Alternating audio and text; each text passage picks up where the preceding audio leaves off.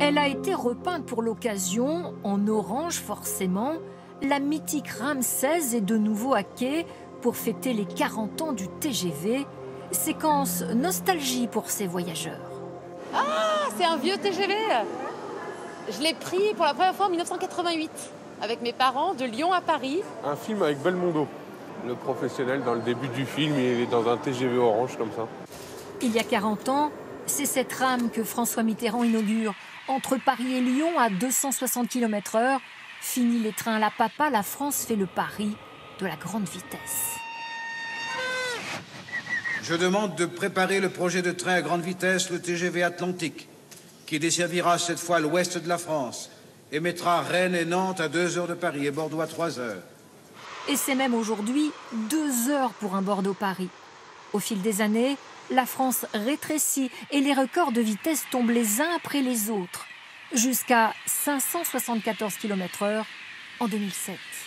Le voilà au bout de la ligne droite. Effectivement, c'est pour ainsi dire une fusée sur Terre. Jacques Ruiz faisait partie de ces conducteurs de l'extrême. Aujourd'hui, pour nous, il remonte dans sa cabine des souvenirs plein la tête. C'est pas le voyage qu'on aime, c'est la conduite pure, quoi. Comme on peut aimer la course automobile, je pense. C'est de conduire un engin qui a des performances énormes par rapport à un train classique. Des performances techniques exceptionnelles, c'est aussi ce qui fascine Bernard Siri, collectionneur de trains miniatures depuis déjà un certain temps. J'ai un peu de tout, en particulier les TGV. Vous voyez, j'ai toute l'histoire des TGV, depuis les premières rames oranges jusqu'aux rames de la Poste.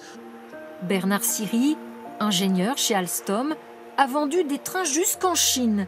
Mais pour lui, TGV reste inégalé.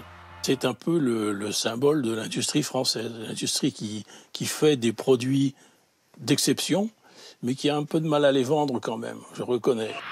Les voyageurs français, eux, l'ont plébiscité. 3 milliards de passagers en 40 ans, même si beaucoup d'entre eux le trouvent trop cher. Ce matin, la SNCF a dévoilé son TGV du futur. Il devrait transporter encore plus de voyageurs pour mieux affronter l'ouverture à la concurrence.